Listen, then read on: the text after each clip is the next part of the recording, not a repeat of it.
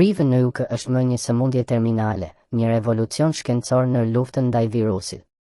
Dikur një nga fjalët më të frikshme në mjekësinë moderne, HIV/AIDS nuk është më një dënim me vdekje. Falë zhvillimeve të jashtëzakonshme në terapinë antiretrovirale, ART, dhe përpjekjeve globale në shëndetin publik, HIV sot konsiderohet një sëmundje kronike e menaxhueshme. Një jeta me HIV, pothuajse e njëjtë me atë të popullsisë së përgjithshme. Sipas një studimi të botuar në The Lancet HIV 2021, personat me HIV që fillojnë trajtimin ART në kohë dhe ndjekin rregullisht terapinë mund të presin një jetëgjatësi që afrohet me atë të njerëzve pa HIV. Për shembull, në vendet me akses të mirë në shëndetësi, jetëgjatësia e personave me HIV është vetëm 2-4 vite më e shkurtër në mesatare, dhe kjo diferencë po ngushtohet çdo vit. 2. ART, nga pilula ditore në injeksione mujore. Terapia antiretrovirale, ART, përbëhet nga një kombinim barnash që bllokojnë shumimin e HIV në tru. Përdorimi i ART ka reduktuar ndjeshëm vdekshmërinë nga AIDS. Sipas SADS-a, numri i vdekjeve nga AIDS në SHRB ka rënë me mbi 85 që nga viti 1995, kur u futën artët e paraefektive. Rrisja e viteve të fundit janë injeksionet me veprim të zgjatur si cabotegravir/rilpivirine, të cilat jepen një herë në muaj apo një herë në 2 muaj. Këto u aprovuan nga FDA në vitin 2021 dhe përfaqësojnë një revolucion në menaxhimin afatgjatë të sëmundjes. 3. Një nga zbulimet më të rëndësishme të shëndetit publik.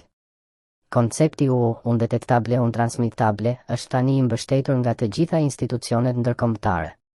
Studime të mëdha si Partner 1 dhe 2 të publikuara në The Lancet 2016 dhe 2019 kanë treguar se personat me HIV që kanë një ngarkesë virale të padetektueshme dhe që ndjekin trajtimin rregullisht nuk e transmetojnë virusin tek partnerët e tyre seksual.